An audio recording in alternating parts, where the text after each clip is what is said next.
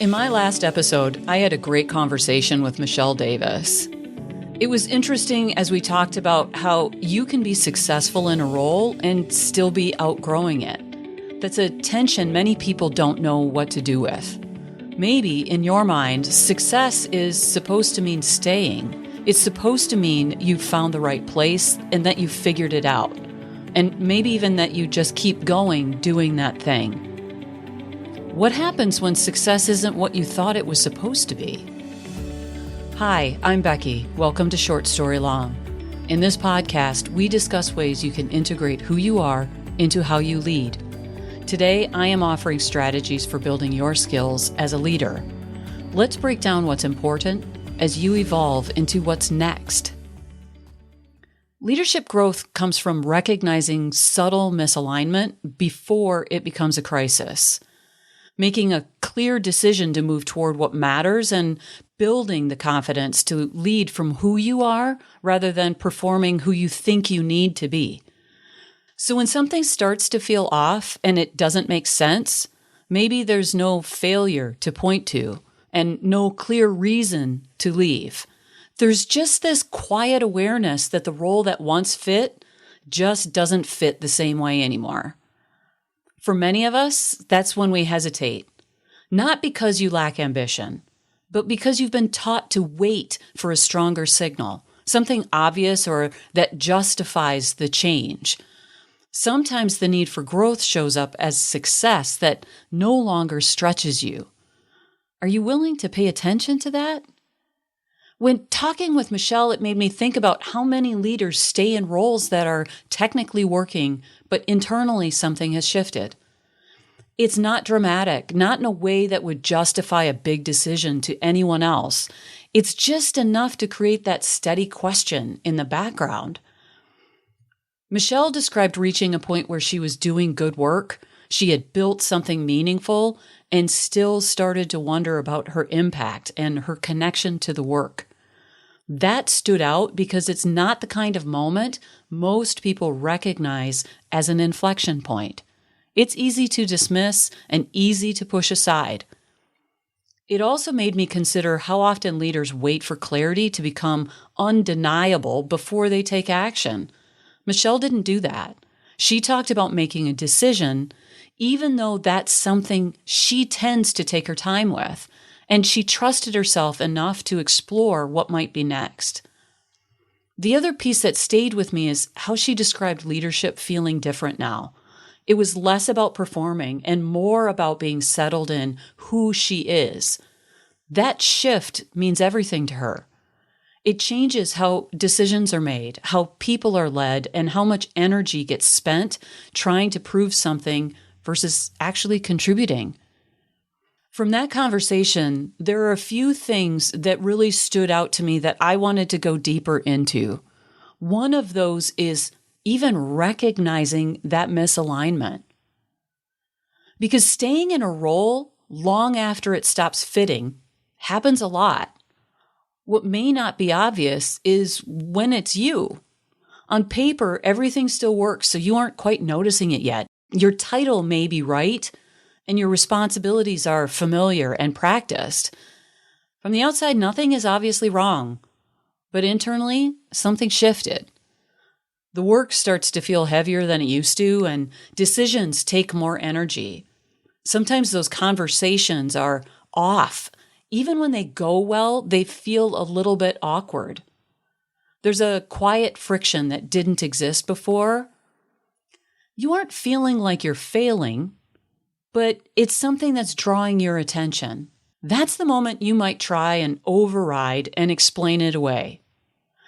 Things like, this is just a busy season. This is part of growth. Every role has hard days. Okay, all of that can be true, which makes it even easier to stay even when maybe it's time to shift. Time passes and the situation doesn't obviously change, but it does change. The misalignment grows, but gradually. And because nothing is breaking, there's no clear reason to act until eventually something does break. Your performance drops. Your engagement fades. You can't even bear thinking of going to that meeting.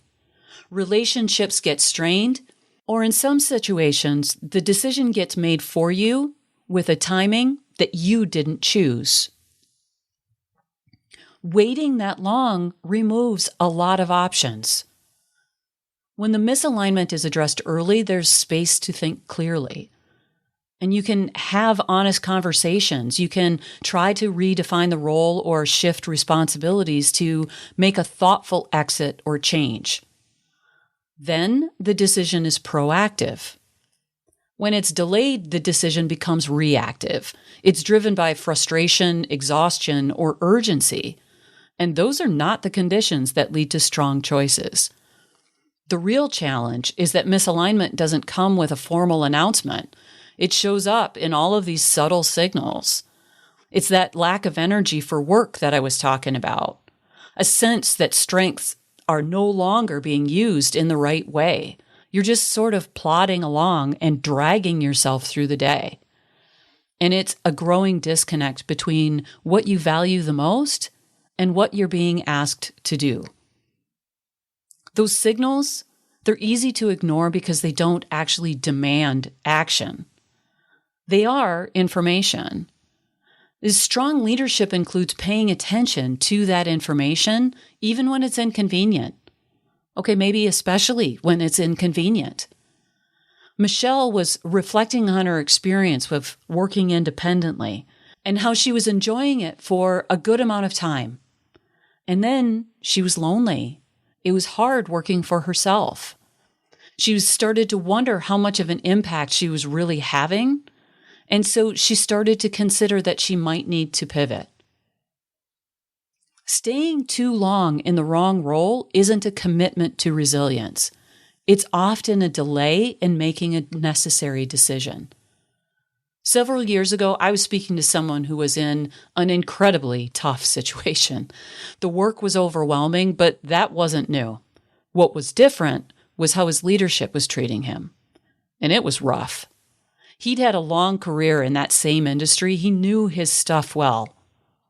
The change was the leadership around him, and that changed how and whether he was still aligned. I'm not saying that's fair. I'm just saying it was his new circumstance. His comment to me was, "I want to prove I can do it." My question, haven't you proven that already? What else do you need to see? That got him thinking. And maybe you've felt that urge too. I know I have. It's that ego of mine saying, "You dare me? Watch me." Now I try to ask myself, who are you trying to prove it to? What I often find under the surface of that ego is uncertainty. What else would you do if it wasn't this? Even if you had an idea, it's the uncertainty of whether making that change feels possible. My question to that person wasn't to encourage him to leave his job. It was to encourage him to see he could. He had agency. He had a choice, which included choosing to stay. But it is a more powerful position when you're choosing to stay instead of feeling stuck. Recognizing misalignment early doesn't mean immediately changing things.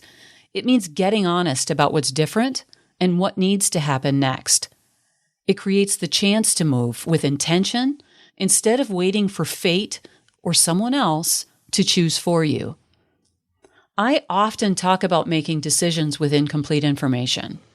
Generally, that's about making operational decisions. The thing is, it's also true about moments for yourself. It's the point of knowing you want to change, but the uncertainty is uncomfortable. That's where many people stall. It's where you fall back into those rationalizations. You may even recognize the cycle. It sounds like, "I can't handle this anymore. It's just too much. I'm going to make a change. This just can't continue. I'm over it, and I'm over them." And then time passes, short or long. Then, what would I do anyway? Job market is tough. There's nothing posted inside the organization I want to do, and I'm too old, young, inexperienced. Reason, excuse, justification. Yep, rinse and repeat. Hey, I'm not judging. I've been there. Waiting for full clarity feels responsible. It feels like the right way to make a choice. Knowing exactly what the next role is, knowing how it will work, knowing that it will be better, that's when we like to act. The problem is that clarity rarely shows up like that. Clarity is often a result of movement, not a prerequisite for it. Staying still in the meantime doesn't create answers. It usually creates more noise, more overthinking, and more second guessing. It's time spent trying to force certainty where it doesn't exist. The shift happens when the focus moves from what is the next perfect step to what is a meaningful next step. That might look like having a different kind of conversation with a leader about how the role is evolving. It might mean asking for exposure to work that feels more aligned, even if it's not a full transition. It might be stepping into something slightly uncomfortable just to gather better information. None of those moves require complete certainty. They require a decision to try. There's a tendency to treat decisions like final answers, as if choosing a direction locks everything in. In reality, most decisions are simply positioning, and you could walk them back. Those decisions do create new data. They offer different paths that you might follow, and sometimes they make the decisions a little bit clearer. Leaders who grow don't wait until they can see the entire path. They choose a direction they can stand behind. They take a step and then adjust based on what they learn. That approach creates momentum. It replaces hesitation with progress, and it gives perspective to what alignment does and doesn't mean. It also builds trust internally, not the kind of trust that comes from knowing everything will work out, but the kind that comes from knowing a decision can be made, movement can happen, and adjustments can follow. The expectation that readiness has to come first is what keeps people stuck. Readiness is often something that develops after those first steps are actually taken. Framing a next step doesn't require having the full answer. It requires being honest about what's no longer working and your willingness to explore what might. When I was talking to Michelle, she talked about how she really likes to mull over a decision. She actually was kind of hard on herself there a little bit. And she recognized that what she needed to do in that moment was to simply make the decision to make a change. And what she observed about that was that once she saw it, she couldn't unsee it. She said it just felt like maybe I could just try it. And if you're a regular listener, you know I'm often a leap and then look sort of person. I say yes and figure it out from there. That doesn't mean I haven't stayed when I had poor alignment. Like Michelle, I too have stayed in a decision for longer than hindsight told me I needed to. Several of those leap then look situations actually resulted from me staying in something that didn't fit anymore. I didn't know what to do, so I took risks that where I was going would change it up enough. Some of it was repeating that cycle I talked about. I changed divisions or companies, but not the misalignment. I liked so many things about my HR career, but there were many things that dragged on my soul too. I've talked about painfully architecting layoffs and how that drained me. It was also trying to fit myself into someone else's structure. Like that guy I spoke with, it didn't occur to me that I didn't need to stay and prove myself. I could choose my own stars. I had to choose to chart my own path to feel the alignment. That didn't occur to me until I was around so many people who had already done it. I didn't know I could be successful, but I suddenly realized it was an option. Interestingly, once I saw the option, it kept pulling at me. Like Michelle, once I saw it, I couldn't unsee it. It was the exposure to new possibilities that lit the match, and it was the recognition that repeating the old cycles wasn't going to help me feel that fit. The shift came from recognizing that certainty of how isn't the requirement. Movement is. Once that decision is made to shift, the rest becomes something to work through, not something to solve up front.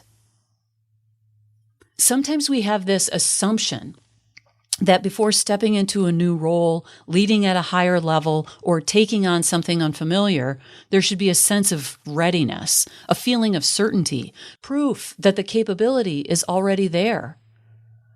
That belief keeps people in place longer than necessary. Confidence isn't something that arrives and announces, "I'm here." It's built through experience. And more specifically, it's built by choosing to step into situations that require growth before feeling fully prepared for them. Waiting to feel confident usually leads to staying in environments that no longer challenge or develop the right skills. The work becomes familiar, even comfortable, but not necessarily aligned with where growth needs to happen next. The trick is treating development as something active, not passive. Instead of waiting for the next role to provide new challenges, those challenges can be created now. That might mean taking on work that stretches decision-making beyond your current responsibilities, or leading conversations that make you uncomfortable. It might mean even asking for exposure to areas that haven't been part of your role before. And those experiences start to build the evidence. Not theoretical confidence, but real proof. Proof that new situations can be handled. And that ambiguity, it can be navigated.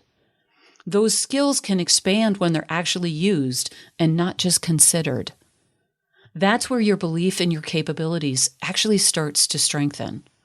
And it doesn't come from affirmations or waiting for a moment where everything feels aligned. It comes from seeing repeatedly that movement is possible and that growth happens through doing. There's also a difference between preparing in isolation and preparing in context. Reading, planning, and thinking have value, but they don't replace the learning that happens when something is applied in a real situation, real stakes, real people. That's where leadership begins to develop more. Your goal isn't to eliminate uncertainty before the next step. Strong leaders look for opportunities to practice at the level they want to reach, even if their current role doesn't formally require it yet. That's the process where the next step becomes less about hoping it will work and more about knowing it can actually be handled. Michelle really spent some time reflecting on her growth, and she shared that she was feeling much more confident and that she recognized that she had coaching skills and she was qualified to do those things. She feels like an expert. And she talked about, "I feel like I have something to offer. There's value in it." Even the most confident people have moments. The nerves come up and the risks feel high. There's a difference between being capable and believing it. Early in my career, I relied more on preparation and effort to compensate for that gap. As I built specific skills and saw them work, confidence stopped being something I chased and something I operated from. I've also watched several of my clients move from, "Can I do this?" to, "How will I approach this?" It's legitimate when some of them say there isn't an opportunity to do things differently or get exposure outside the team. Sometimes you truly top out in an organization, and that's given structure or attitudes. And look, I could talk about how both could change, but let's save that for another day, since you can influence but not control that change. What you can control is what and how you do your work, how and where you spend your time. "But Becky, I'm in back-to-back meetings and have no choice." Okay, but first, test how true that is. Who drives those meetings? As in, how many are set by you? How often are you clearing away that time you saved for yourself because someone asked if you could be free? The way you spend your time shows what your priorities are. If your priority is to please everyone else and not yourself, well, keep doing that. If you want to create a shift and find better alignment, you need to ask yourself why those meetings exist. You also have opportunities to grow within a misaligned role. I had one position where I embraced the challenge. Okay, not from the joy, but from a commitment to bridge a gap until the next thing. Every day, I looked for something to learn or experience. I looked for a way to grow as a person and as a professional. Some of my personal growth was learning to manage and direct my emotions, which admittedly was a bit of a struggle in that role. But it was a constant test, something that I had to take on a daily basis, and so I needed to learn how to manage myself differently. Some of my professional growth was creating long-term plans that didn't require me to be a player in the game. Another edge was to influence others to make changes that would never ease my experience. It would for other people, but not for me, because I planned to be gone. I discovered the power of letting go in that process. It's truly amazing how influencing others changes when you let go of the, but I'm right and I want this for me components.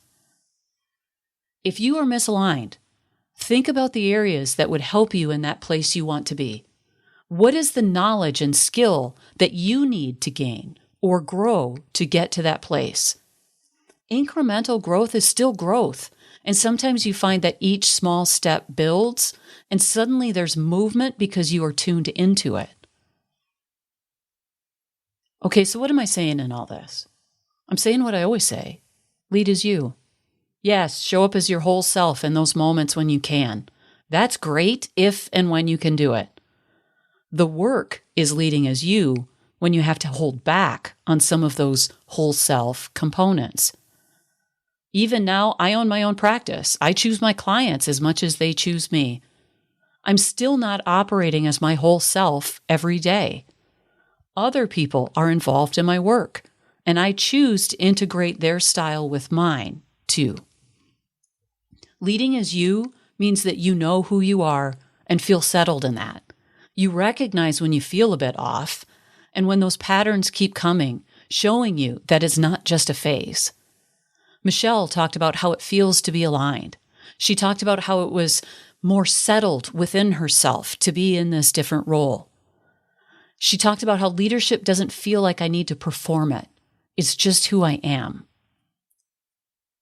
I didn't choose internal like Michelle did. I chose to be outside. Please don't let anyone tell you that being an entrepreneur is better than being an employee. No one can say that except you. What I can say is no one should ever hire me for a corporate job ever again. That doesn't fit me. It did fit Michelle. For me to do my best work, I need the space to discover what that is day to day. My commitment to my autonomy is too strong for me to flex that far. Others appreciate the structure and I rebel against it. It took me so long to recognize that truth. But during that time, I gained knowledge and skills that prepared me to be the entrepreneur I am. What are you doing to prepare yourself for your future? Maybe your future looks like your today. If you love that idea, hold it close to your heart. If not, start looking at what it takes to get you to that next level or the next step and build toward it. If you already have everything it takes, consider why you haven't taken the step. One step is to assess where you are right now. So here's your skill builder challenge if you choose to accept it. Identify one area that feels slightly off, but maybe not urgent. Something you've noticed, but haven't acted on yet. I invite you to take 5 minutes to write it down clearly. Set a timer. 5 minutes is way longer than you may think it is. You may need to pause to think about what else might exist, but keep going. You can ask yourself, what have you been ignoring? And then take a moment to evaluate what you wrote. What exactly are you seeing? Where is the friction showing up? And be specific about it. This isn't about solving it. Just describe it. Then add one line. What is one next step that would help you understand this better? Not a full fix, just a place for movement. If you don't have an idea for a next step to take, I invite you, share what you wrote with me, and I'll send back a couple of ideas for you. The thing is, you can be successful and still be outgrowing where you are. If something I shared today resonated with you, don't brush past it. That resonance is a signal worth paying attention to. You don't need the full answer right now or a perfect plan. You can start by getting honest about what's shifted and what's no longer a fit. Then you can take that one step. It can be a conversation, a new experience, a small change in how you show up. And that's how you can create that movement. Because staying where you are isn't neutral. It's a decision. So choose it intentionally. You get to choose what comes next. Thanks for listening. If you found this episode helpful, share it with someone who could benefit from it. Until next time, I'm Becky Fraser, reminding you to integrate who you are with how you lead. Okay, bye.